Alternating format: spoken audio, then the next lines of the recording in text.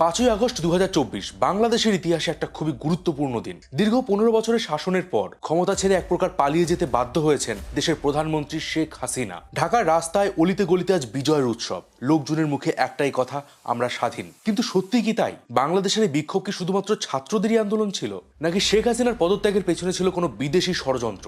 এই পরিবর্তন কি আদৌ সাধারণ মানুষদের জীবন বদলে ফেলতে পারবে? নমস্কার বন্ধুরা, আমি মিঠুন। প্রথমেই অনেক অনেক শুভেচ্ছা এবং অভিনন্দন বাংলাদেশকে। এত রক্তপাত, এত হত্যার পরেও আপনারা দেশের স্বৈরাচারী ক্ষমতার সামনে মাথা নত করেননি, আর এটা ভীষণই সাহসী একটা পদক্ষেপ ছিল। কিন্তু এই পরিবর্তন কি আপনাদের সেই সোনার বাংলাদেশের স্বপ্ন পূরণ করতে পারবে? আজকের ভিডিও সেই বিষয়, তো একদম শেষ পর্যন্ত দেখুন, কারণ অনেক কিছু জানার আছে।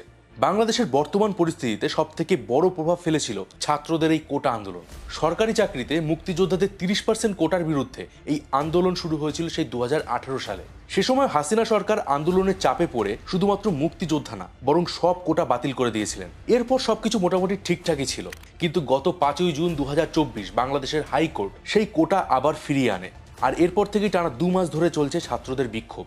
বিক্ষোভের মোটিভ কিন্তু শুরুতে একদম সিম্পল ছিল, যে মুক্তিযোদ্ধাদের কোটা বাতিল করে দিতে হবে। কারণ মুক্তিযোদ্ধার কোটায় বর্তমানে মুক্তিযোদ্ধারা না, বরং চাকরি করছে তাদের নাতি নাতিরা।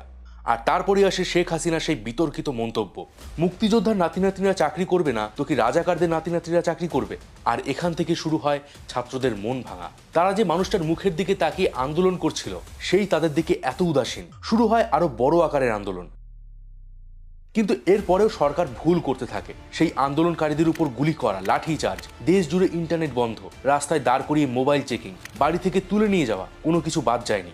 যে সমস্যাটা শুরুতে টেবিলে বসে আলোচনার মাধ্যমে সলভ করা যেত, সেটাকে এমন ভীষণ আকার দিয়েছে সরকারের ওভার কনফিডেন্স।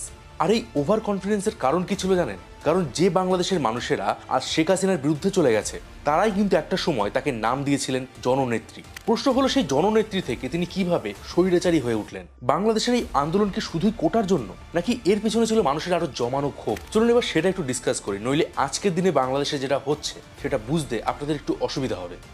1947 সালে জন্ম হয় শেখ হাসিনার। 1971 সালে তার পিতা শেখ মুজিবুর রহমান মুক্তিযোদ্ধা এবং ভারতের সহযোগিতায় পাকিস্তান থেকে বাংলাদেশকে স্বাধীন করেন। কিন্তু এর ঠিক 4 বছরের মাথায় 1975 সালে সম্পূর্ণ পরিবার সহ শেখ মুজিবুর রহমানকে হত্যা করা হয়।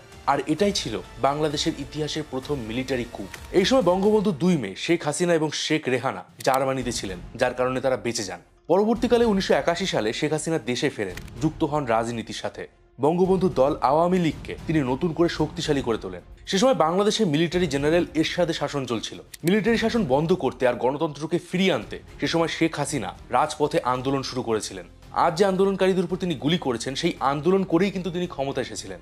আর সেই সময় থেকে তিনি হয়ে ওঠেন বাংলার গণতন্ত্রের জাতীয় প্রতীক। 1996 সালে ভোটে জিতে তিনি প্রথমবার বাংলাদেশের প্রধানমন্ত্রী হন। এই সময় দুটো কারণে শেখ হাসিনা বাংলাদেশের জনগণের মনে জায়গা করে নিয়েছিলেন। একটা হলো ভারতের সাথে গঙ্গার জল নিয়ে তিনি একটা চুক্তি করেছিলেন, আর দ্বিতীয়টা হলো চট্টগ্রামের পাহাড়ি এলাকায় সে সময় যে ইনসার্জেন্সি হচ্ছিল, তিনি সেটা বন্ধ করেন। কিন্তু এর পাশাপাশি তার প্রথম টার্মেই প্রচুর পরিমাণে দুর্নীতি হয়, আর সেই দুর্নীতির সাথে তিনি নিজেও জড়িয়ে পড়েছিলেন। এর ফলে 2001 সালে তিনি আবার ভোটে হেরে যান।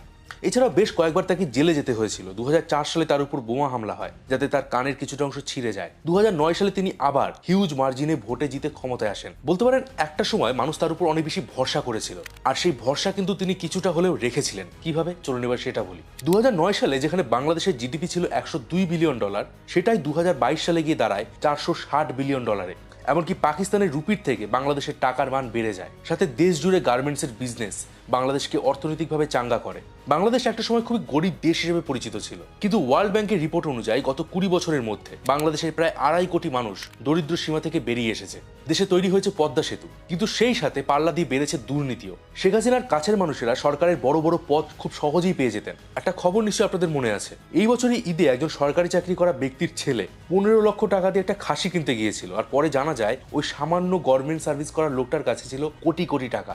আর এটা আমি মাত্র একজনের কথা বললাম, কারণ বাংলাদেশের শেখ হাসিনার শাসনে একটা সরকারি চাকরি পাওয়া মানে ছিল ঘুষ নেওয়ার লাইসেন্স পাওয়া। পুলিশের ঘুষ নেওয়া থেকে শুরু করে নেতা মন্ত্রীরা বেআইনিভাবে লোকজনের জায়গা জমি দখল করে নিত।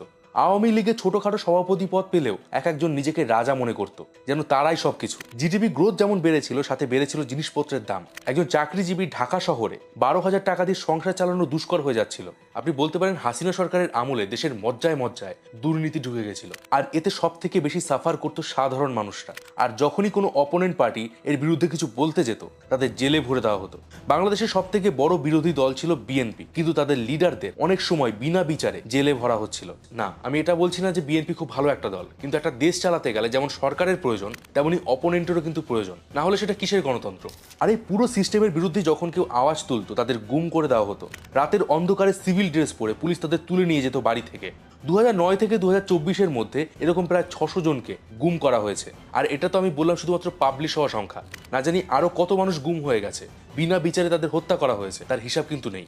তো আশা করি আপনারা বুঝতে পারছেন যে শেখ হাসিনার এই পদত্যাগের পিছনে শুধুমাত্র কিন্তু কোটা আন্দোলন নয়, জনগণের দীর্ঘদিনের রোষ ছিল, কারণ সরকার লাগাম ছাড়া দুর্নীতি করছিল। তবে কোটা আন্দোলন ছিল হাসিনা সরকারের সামনে আসা সব থেকে বড় বাধা। আর সরকার শুরুতে ভেবেছিল প্রতিবারের মতো এবারও তারা লাঠি আর পুলিশ দিয়ে এই আন্দোলন সামাল দেবে, কিন্তু হয়েছে তার উল্টোটা। ছাত্রদের পাশে দাঁড়ায় বাকি রাজনৈতিক দলগুলো, আর যেটা শুধুমাত্র ছাত্রদের আন্দোলন ছিল, সেটা হয়ে যায় গণ আন্দোলন।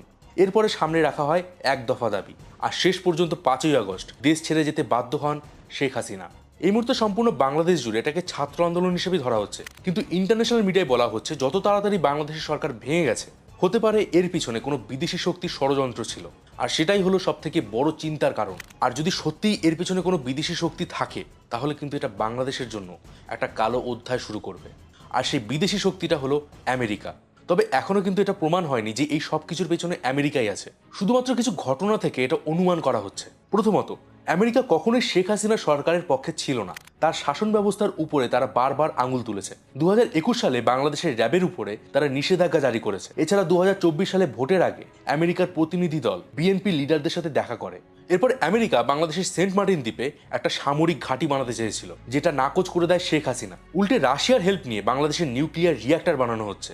এমনকি শেখ হাসিনা চীনের কাছে আর্থিক সাহায্য নিতে গেছিলেন, আর এটা কিন্তু আমেরিকা ভালো নজরে দেখেনি। আর এরপরে শেখ হাসিনা একটা প্রেস মিটিংয়ে বলেছিলেন একটা বড় শক্তিশালী দেশ চায় না যে তিনি ক্ষমতায় থাকুন। আর তারপরই হাইকোর্ট থেকে আসে সেই বিতর্কিত রায়, আর সেই রায় নিয়ে হয় আন্দোলন। আর আন্দোলনের একদম চূড়ান্ত পর্যায়ে শেখ হাসিনার দেশ ছেড়ে চলে যাওয়া। আর আমেরিকা কিন্তু আগেও অনেক দেশে এগুলো করেছে, লেবানন, ইরাক, নিকারাগুয়া, মিশর। আচ্ছা, এসব নয়, বাদ দিলাম। পাকিস্তানের দিকে দেখুন, আমেরিকার বিরুদ্ধে কথা বলার পর ইমরান খানের কি হয়েছে? তার দলের অস্তিত্ব আজ নেই, সে জেল খাটছে। আমেরিকা অতীতেও বহু দেশের সরকারের পতন ঘটিয়েছে। তাই অনেকের মতে আজ বাংলাদেশে যেটা হচ্ছে সেটা হয়তো আমেরিকার কোনো চাল। দেখুন, মন থেকে কিন্তু আমি এটা চাই যে এই ধারণা কোনোদিন যেন সত্যি না হয়। এত মানুষের হত্যা, এত মানুষের কান্না, এগুলো যেন কোনো বিদেশি শক্তির চাল না হয়। বাংলাদেশ যেন প্রকৃত অর্থেই দুর্নীতি থেকে, স্বৈরাচারী শাসন থেকে মুক্তি পায়। 5ই আগস্টের পর থেকে সারা বাংলাদেশ জুড়ে দোকানপাট লুটপাট শুরু হয়েছে। শাসন ব্যবস্থা ভেঙে পড়েছে, পুলিশরা থানা ছেড়ে পালাচ্ছে, কিছু কিছু জায়গায় সাম্প্রদায়িক আক্রমণও হয়েছে।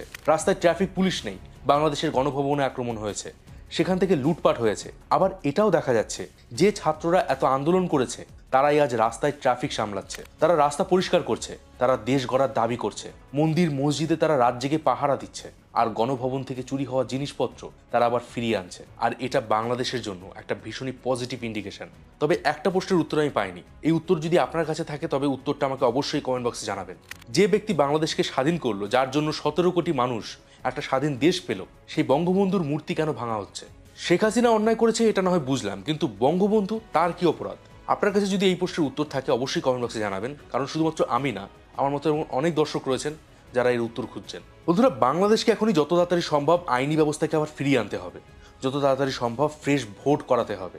আর 5ই আগস্টের আগে এবং পরে এখনও যারা হত্যালীলা চালিয়ে যাচ্ছে, তারা সে যে পার্টির হোক না কেন, যে ধর্মেরই হোক না কেন, তাদের উপযুক্ত শাস্তি অবশ্যই দিতে হবে। আর আশা করছি যে বাংলাদেশের অর্থনীতি আগের তুলনায় অনেক বেশি গ্রো করবে। আর অলরেডি কিন্তু তার একটা ইন্ডিকেশন পাওয়া গেছে।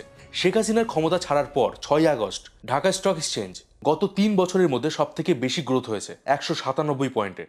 বাংলাদেশের ইনভেস্টররা এতদিন অনেক দুর্নীতির শিকার হয়েছিলেন, তাই তাদের মনে এবার আশা জাগছে যে হয়তো এবার স্টক এক্সচেঞ্জ দুর্নীতিমুক্ত হবে। সবশেষে কোটা আন্দোলনের ভিডিওতে আমি যেটা বলেছিলাম সেটা আবারও বলছি, হিংসা দিয়ে কখনো কোনো মহৎ কাজ সম্পন্ন হয় না। মহৎ কাজ করতে গেলে বলিদান দিতে হয়। সেই বলিদান ছাত্ররা দিয়েছে, তারা দেশকে দুর্নীতি মুক্ত করেছে। আর এবার তাদের দায়িত্ব সেই দুর্নীতিমুক্ত দেশ বাংলাদেশকে এগিয়ে নিয়ে যাওয়া।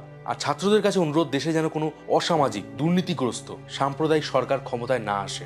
আচ্ছা, আপনার কি মনে হয়, বাংলাদেশের এই ক্ষমতা বদল সত্যি কি কোনো বিদেশি শক্তির ষড়যন্ত্র, নাকি এটা প্রকৃত অর্থেই বাংলাদেশিদের রক্তের বিনিময়ে পাওয়া তাদের স্বাধীনতা? কমেন্ট বক্সে অবশ্যই জানান। ভিডিওটা ভালো লাগলে অবশ্যই একটা লাইক করে দিন, শেয়ার করে দিন বন্ধুদের সাথে। দেখা হবে পরের ভিডিওতে। ততদিন ভালো থাকবেন, সুস্থ থাকবেন। আর আমি ছিলাম মিঠুন আপনাদের সাথে।